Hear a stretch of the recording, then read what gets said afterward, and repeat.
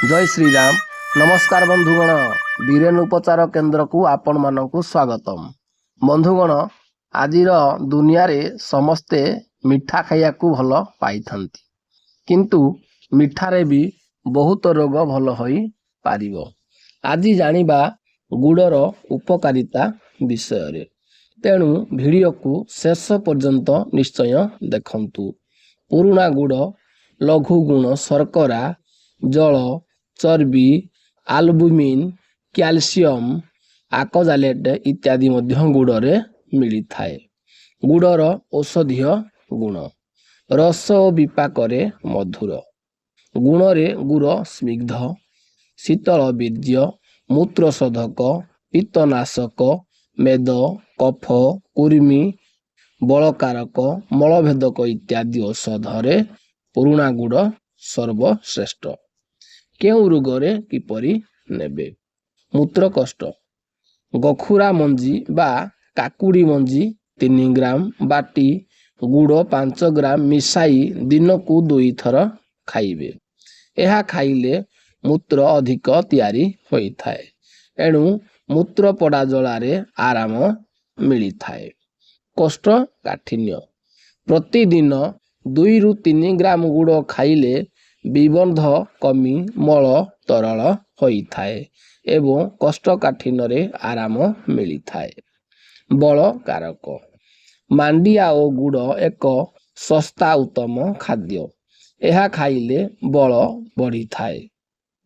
काश, बासंग पत्र 2टी, गोलीमरीच 7टी, तेजपत्र 2टी, अदा 5 ग्राम, 200 ग्राम पानी रे सिजाई 50 ग्राम रखी सेथिरे 5 ग्राम गुड़ एवं कर्पूर 125 मिलीग्राम मिसाई दिन को 2 ରୁ 3 थर खाइले कफ बाहरी आसी थाए एवं काश कमी जाई थाए।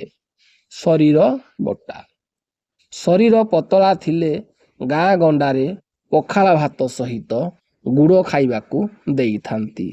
यह शीघ्र हजम करी थाए, मोटा मध्य करे एवं शरीर रे बल वृद्धि होई थाए।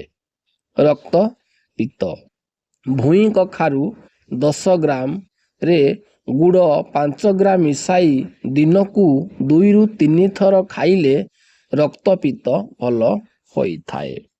अर्श रोग, अलुओ सिजा बटा 5 ରୁ 10 ग्राम सहित गुड़ मिसाई प्रतिदिन 2 थर किछि दिन खाइले अर्शर प्रकोप मध्य कमी जाई थाए।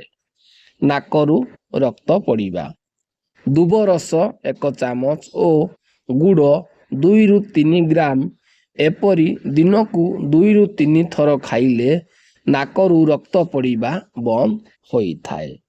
कामल बा जंडिस, मंजुआती चेर 5 ग्राम गुड़ 5 ग्राम बाटी दिन को 2 थर खाइबाकू देले कामल कमिबा पर्यंत खाइबाकू दियंतु। गुद सथ, कोष्ठकाठिन्य इत्यादि जोगु गुद सथ हेउथिले गुड़रे मुथामूल मिसाई समान मात्रा 5 ग्राम बाटी दिन को 2 थर 1 सप्ताह पर्यंत खाइबाकू दियंतु। एहीपरि आयुर्वेदिक वीडियो पाई वीडियो को लाइक करंतु, कमेंट करंतु, शेयर करंतु एवं चैनल को सब्सक्राइब निश्चय करिनियंतु।